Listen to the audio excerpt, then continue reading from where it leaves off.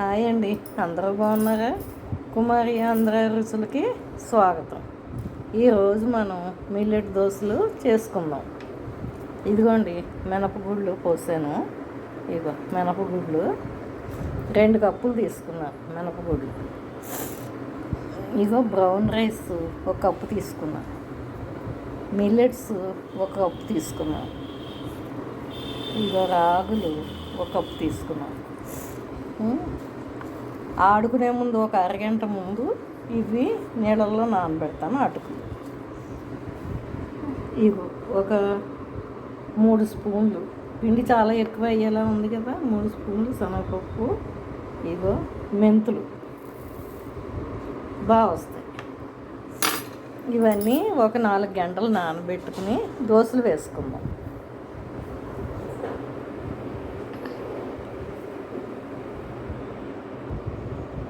ఇదిగోండి, ఒకదాని తర్వాత ఒకటి వేసేసుకున్నాం. మినపగుళ్ళు 2 కప్పులు,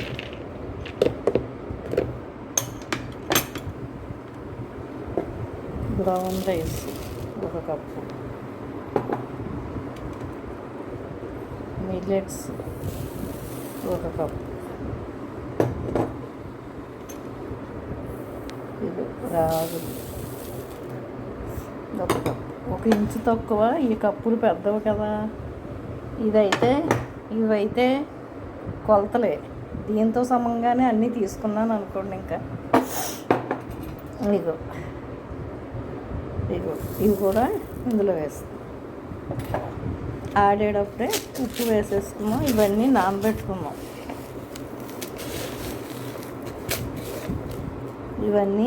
నానబెట్టుకున్నాం.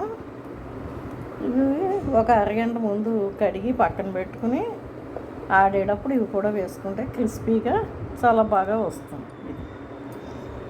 ఇది వాటర్ పోసి 4-5 సార్లు కడిగేసిన తర్వాత వాటర్లో నానబెట్టేసుకుంటాం. తీసి వాటర్లో నానబెట్టు.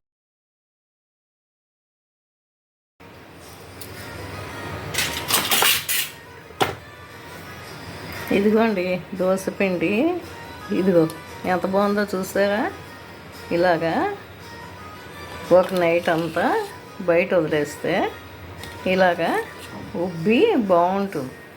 దోశ బాగా వస్తుంది. నేను గట్టిగా ఆడుకున్నానంటే పునుకులు కూడా వేసుకోవచ్చు కదా అని ఆడుకున్నాను. కొంచెం విడిగా గిన్నెలోకి తీసుకుని ఎప్పటికి సాల్ట్ అప్పుడే వేసుకుంటూ ఉంటాను. చూడండి, ఇలాగా గిన్నెలోకి తీసుకుని కొంచెం కొంచెంగా ఉప్పు కలుపుకొని వేసుకుంటాం. ముందే ఉప్పు అంతా వేసేసుకుంటే బాగోదని ఎప్పటికప్పుడు ఉప్పు కలుపుకుంటూ ఉంటాను.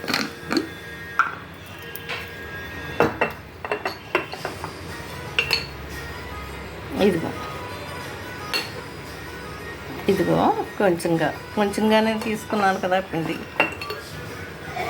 వేసుకున్నాను.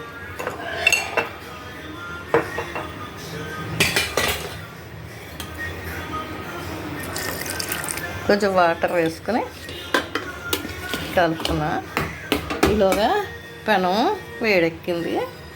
కొంచెం నూనె వేసుకుందాం.